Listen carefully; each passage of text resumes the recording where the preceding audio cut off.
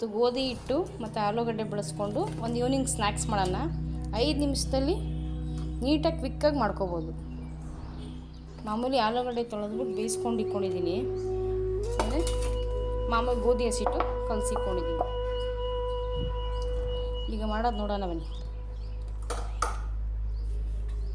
ಆಲೂಗಡ್ಡೆನ ಬೇಯಿಸಿಕೊಂಡಿದ್ದೀನಿ, ನೀಟಾಗಿ ಸ್ಮ್ಯಾಶ್ ಮಾಡ್ಕೊಳ್ಳೋಣ.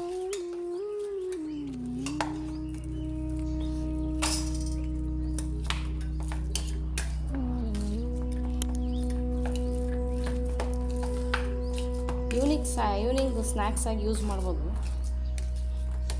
ಆರಾಮಾಗಿ 5 ನಿಮಿಷದಲ್ಲಿ ಮಾಡ್ಕೋಬೋದು ಇದನ್ನ ಕ್ವಿಕ್ಕಾಗಿ.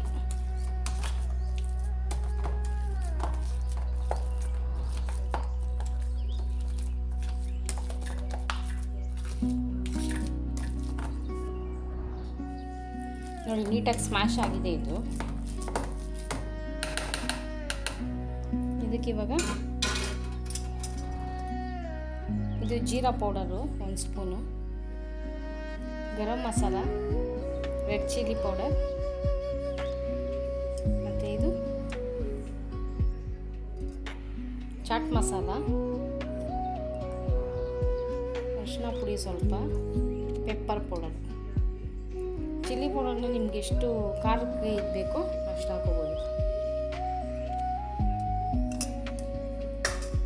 ರುಚಿಗೆ ತಕ್ಕಷ್ಟು ಉಪ್ಪು.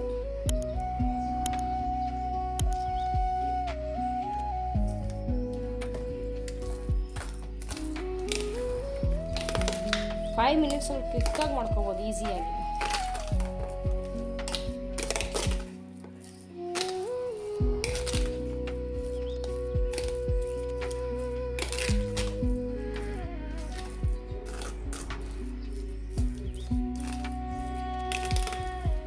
ಸ್ವಲ್ಪ ಕೊತ್ತಂಬರಿ ಸೊಪ್ಪು.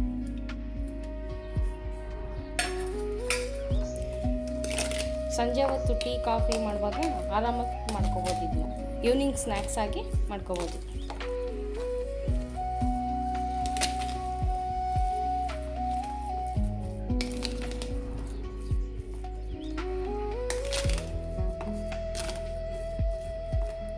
ಸ್ಟಫಿಂಗ್ ಆಯ್ತಿದು.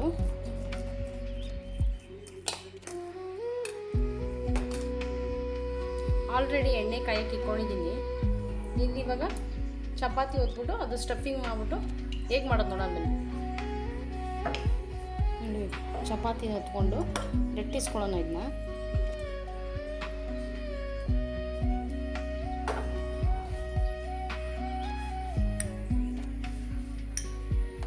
ಜಾಸ್ತಿ ತಿಕ್ಕೇನು ಬೇಡ.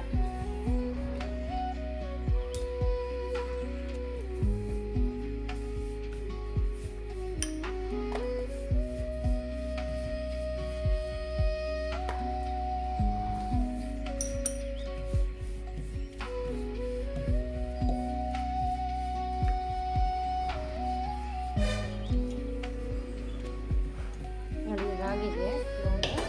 ಇವಾಗ ಅವನೇ ಸ್ಟಫಿಂಗೋಸ್ಕರ ಮಾಡ್ಕೊಂಡಿದ್ವಲ್ಲ, ಅದನ್ನು ನೀಟಾಗಿ ಇದ್ರ ಮೇಲೆ ಸ್ಪ್ರೆಡ್ ಮಾಡಬೇಕು. ಜಾಸ್ತಿ ತಿಕ್ಕಾಗಬೇಡ, ಲೈಟಾಗಿ ಸ್ಪ್ರೆಡ್ ಮಾಡ್ಕೊಳ್ಳಿ.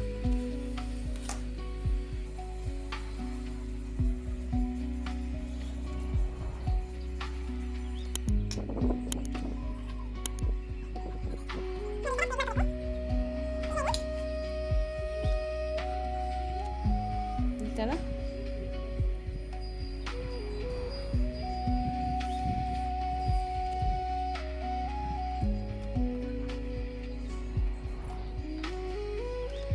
ಇವಾಗ ಕಟ್ ಮಾಡ್ಕೋಬೇಕು ನೀಟಾಗಿ.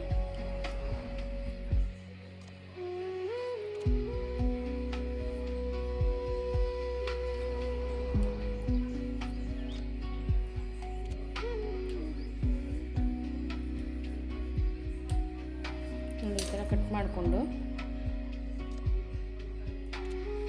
ಜಸ್ಟ್ ಈ ಥರ ಟ್ವಿಸ್ಟ್ ಮಾಡಬೇಕು. ಈ ಥರ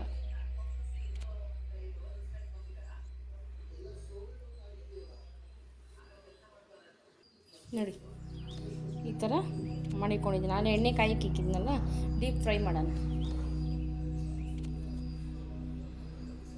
ಆಲ್ರೆಡಿ ಎಣ್ಣೆ ಕಾಯ್ದಿದೆ.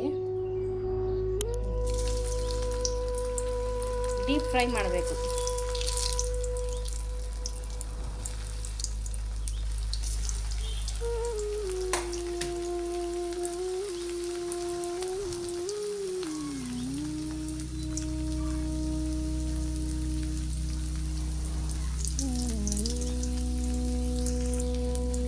ಗೋಲ್ಡನ್ ಕಲರ್ ಆಗ್ತಾ ಇದೆ. ಎಷ್ಟು ಬ್ಯೂಟಿಫುಲ್ ಆಗಿ ಕಾಣುತ್ತೆ. Golden colour ಬರಬೇಕಿದು.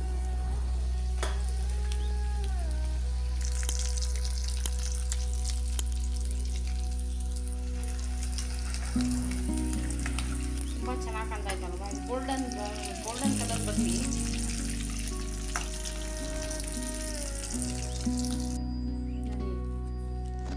ನಿಮಿಷದಲ್ಲಿ ಈಸಿಯಾಗಿ ಈವ್ನಿಂಗ್ ಸ್ನ್ಯಾಕ್ಸ್ ಆಗಿ ಮಾಡ್ಕೋಬೋದು. ಟೀ ಜೊತೆ ಸರ್ವ್ ಮಾಡ್ಬೋದು.